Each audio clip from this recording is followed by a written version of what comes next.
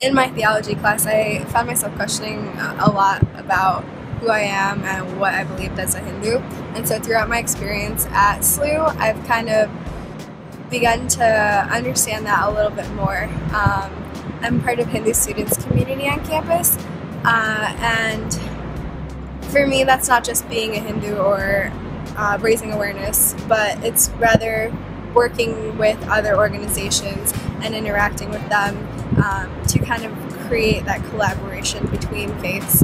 So it's not about just practicing your own faith, and SLU's definitely taught me that. It's taught me to intermingle faiths and focus on the collaboration instead of just the bringing up of your faith. I guess culturally there's a huge disconnect here at SLU. I mean, yes, there are organizations that bring everyone together, but I personally have seen a huge, with like a lot of the Indians on campus, they tend to group together, and I do it too. So I'm not saying only other people do it, but it's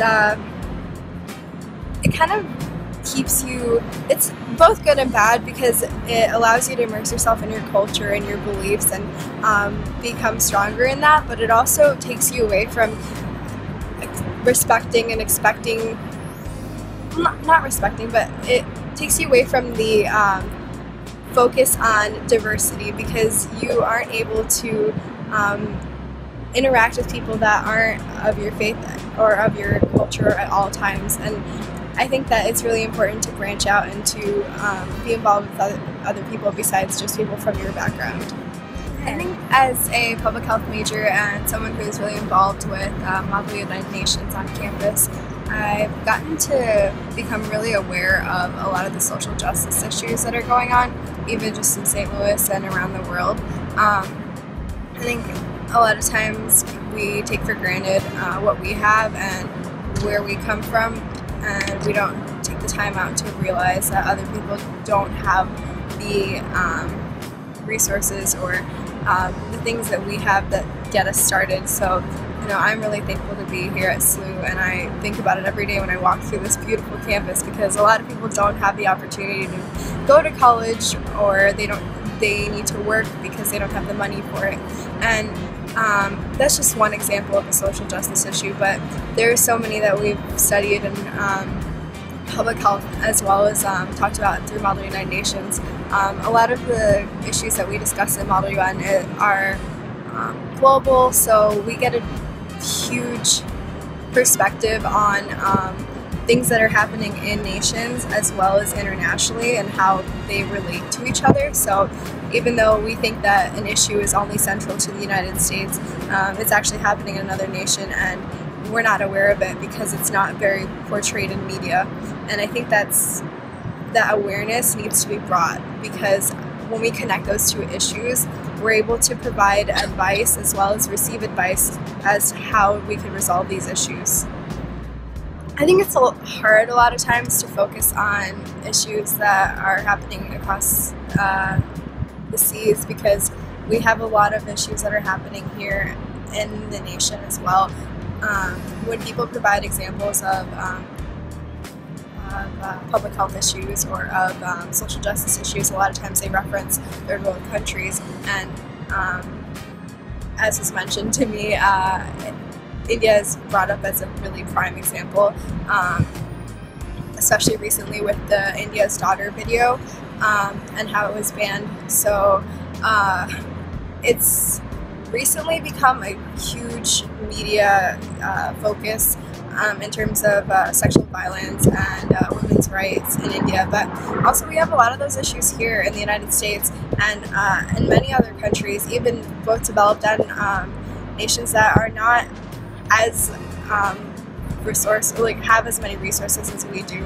So I think that communication needs to be there, which is why I have so much respect for the United Nations, because they're the ones that bring all these nations together, and they have those discussions that are necessary. They have that focus groups, they have the committees that deal with these issues and deal with them in terms of how specifically each nation needs to be resolving these issues. And a lot of times one country needs many different actions taken than another country, and through resolution papers they focus on what these countries need and how to get it done, and focusing on exactly what's going on in that nation.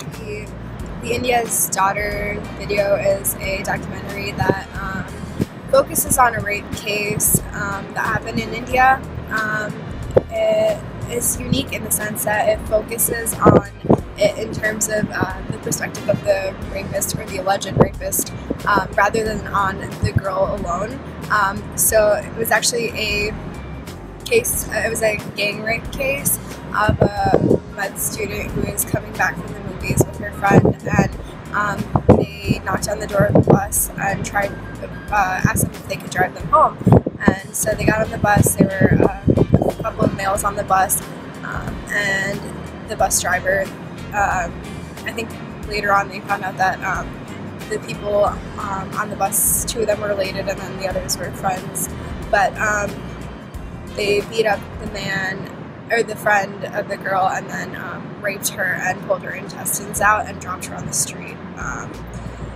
So the video itself, the documentary, focuses on this driver who allegedly says that he didn't rape her himself, he was just driving the whole time, and his perspective and the way he uses words, it kind of drives me crazy, because he talks about it in the sense that it's such a normal thing.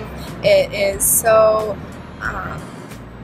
it's just, he makes it sound like it's an everyday thing, and it's not, and that mentality needs to be completely cut out, because right now, and I'm not saying that this is the cause, but India has a very patriarchal society, and a lot of times women are viewed as an inferior, sort of subhuman, because, I mean, it happens here in the United States. Women receive less wages than men, and I think around the world it's a common issue, and women need to become that equal status, because otherwise these kind of things will always happen. And I'm not saying that men don't get raped as well, but the amount of awareness with men is less than women, and the amount of cases of women in India is higher.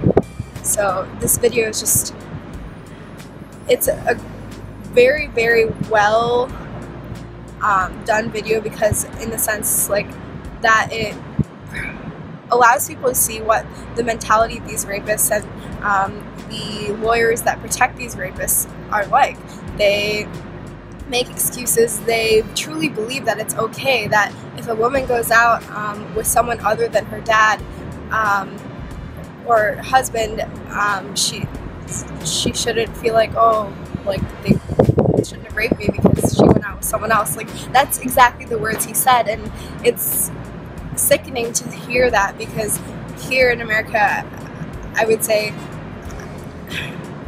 there's less of that, but I think that that mentality exists across the globe.